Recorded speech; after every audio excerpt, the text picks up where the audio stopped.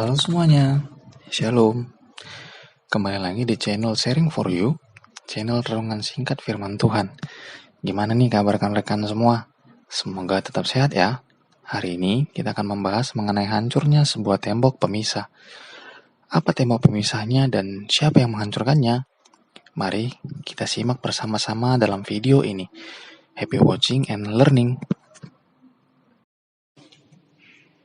Tembok adalah dinding yang dibangun menggunakan bata maupun batako.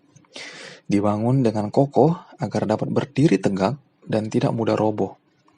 Tembok dibangun untuk memisahkan ruangan yang satu dengan yang lain, atau memisahkan sisi yang satu dengan sisi yang lainnya. Tembok Berlin dibangun pada tahun 1961 dan telah memisahkan banyak keluarga dan sahabat. Tembok ini dibangun oleh pemerintah Jerman Timur dengan tujuan mencegah warganya pergi melarikan diri ke Jerman Barat. Akan tetapi, pada tahun 1989, akhirnya tembok itu pun diruntuhkan dan membuat negara Jerman bersatu kembali sehingga membawa kebahagiaan bagi seluruh warga. Tembok ternyata bukan hanya menjadi pemisah beberapa ruang ataupun sisi yang satu dengan sisi yang lainnya. Akan tetapi, tembok juga menjadi pemisah seseorang dari sesamanya, seperti tembok Berlin tadi, yang memisahkan banyak keluarga dan sahabat.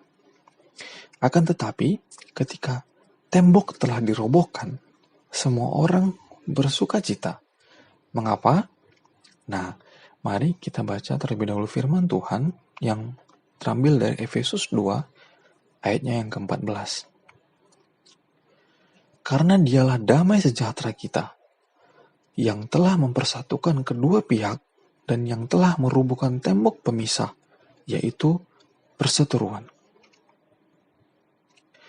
Dia yang dimaksud di sini adalah Yesus. Tembok pemisah adalah mengenai sunat, dan kedua pihak itu adalah bangsa yang bersunat yang biasa kita sebut sebagai bangsa Yahudi, dan bangsa yang tidak bersunat sebagai bangsa non-Yahudi. Sunat merupakan tanda bagi laki-laki Yahudi yang dikhususkan bagi Allah. Jadi, memang itulah tanda jika dia seorang Yahudi. Namun, bagian ini ternyata menjadi sebuah tembok pemisah antara orang-orang Yahudi dengan non-Yahudi. Sehingga, seakan-akan yang terjadi adalah hanya bangsa Yahudilah yang diperkenankan oleh Tuhan untuk memiliki hak untuk beribadah ataupun memiliki iman percaya kepada Tuhan. Akan tetapi, Yesus pun hadir di tengah-tengah dunia untuk menghancurkan tembok pemisah itu. Mengapa? Karena Allah adalah Allah segala bangsa, bukan salah satu bangsa. Sehingga Yesus menghancurkan pemisah itu dan tidak ada lagi yang namanya sunat Yahudi yang menjadi pemisah. Makna sunat pun lebih diperdalam lagi ketika Paulus menyampaikan firman Tuhan kepada jemaat di Roma.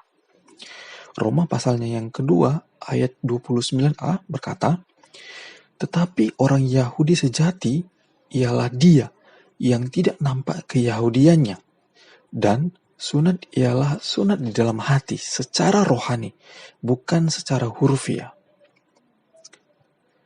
Sangat diperjelas oleh Paulus bahwa sunat hatilah yang terutama dan yang paling penting. Bukan sekedar melakukan hukum yang ada, tetapi hati orang tersebut masih rusak dan jauh daripada Allah.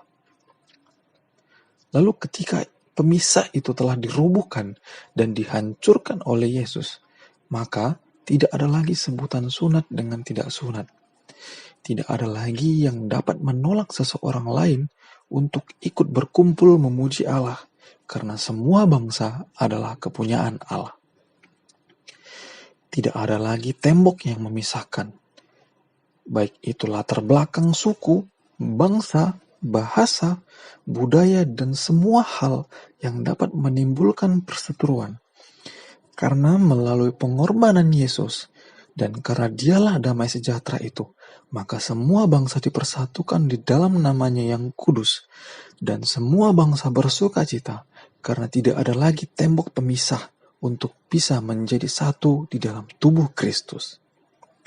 Sehingga kemudian semua orang dapat dipakai Tuhan untuk menjadi saluran berkat-Nya bagi sesamanya manusia. Akan tetapi pertanyaannya bagi kita adalah, apakah di dalam diri kita masih ada tembok pemisah, atau saat ini kita sedang membangun sebuah tembok pemisah itu?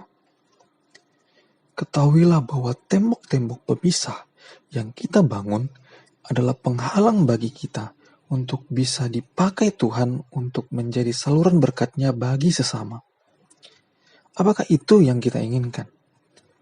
Apakah kabar baik itu hanya untuk diri kita sendiri dan tidak boleh kita sampaikan kepada banyak orang? Ingatlah bahwa Allah kita adalah Allah segala bangsa, dan Ia mempersatukan kita di dalam kerajaan-Nya, sehingga apa yang seharusnya menjadi respon kita terhadap pengorbanan Yesus? Setelah tembok pemisah itu dihancurkan oleh Yesus, maka seharusnya respon kita adalah bukan membangun tembok pemisah yang baru, melainkan menjadi alat Tuhan untuk membagikan kabar baik, menjadi pembawa damai, dan melihat setiap perbedaan yang ada adalah anugerah Tuhan bagi kita untuk bisa saling melengkapi sebagai satu kesatuan di dalam tubuh Kristus. Jadi, jika saat ini masih ada tembok pemisah yang kita bangun, mintalah pertolongan Tuhan agar tembok itu juga dihancurkan, sehingga kita bisa senantiasa dipakai oleh Tuhan untuk menjadi saluran berkat-Nya bagi semua orang. Amin. Inilah yang dapat aku bagikan ke rekan-rekan semua. Biarlah kiranya firman yang disampaikan dapat dinikmati dan menjadi berkat bagi kita semua. Terima kasih sudah menonton. Selamat berjumpa di video selanjutnya. Tuhan Yesus memberkati. Shalom.